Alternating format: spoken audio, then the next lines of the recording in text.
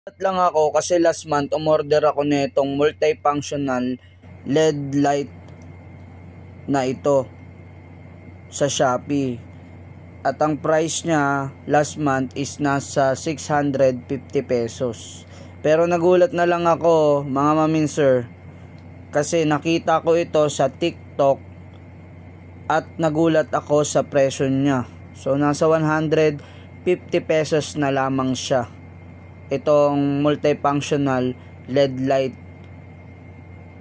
Ayan. So napakaganda kasi nito, kaya ako talaga ito nagustuhan kasi mahilig kasi akong pumunta sa mga lugar na halos wala ng ilaw at sobrang dilim talaga. So malaking tulong kasi ito kasi all-in-one na siya, no? So kung mahilig kayong mag-inom, so may pangbukasan na rin siya para sa mga drinks.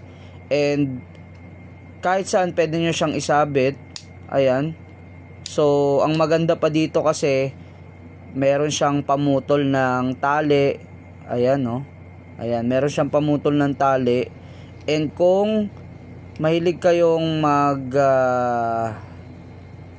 yosi, ayan, so meron na rin siya, no. Ayan, so ito siya. Ayan, para makita ninyo.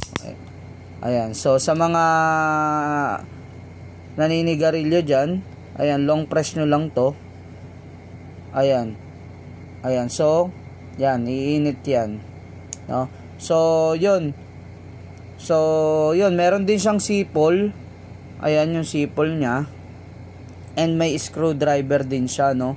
So napakaganda talaga nito, lalo na sa mga nagka-camping.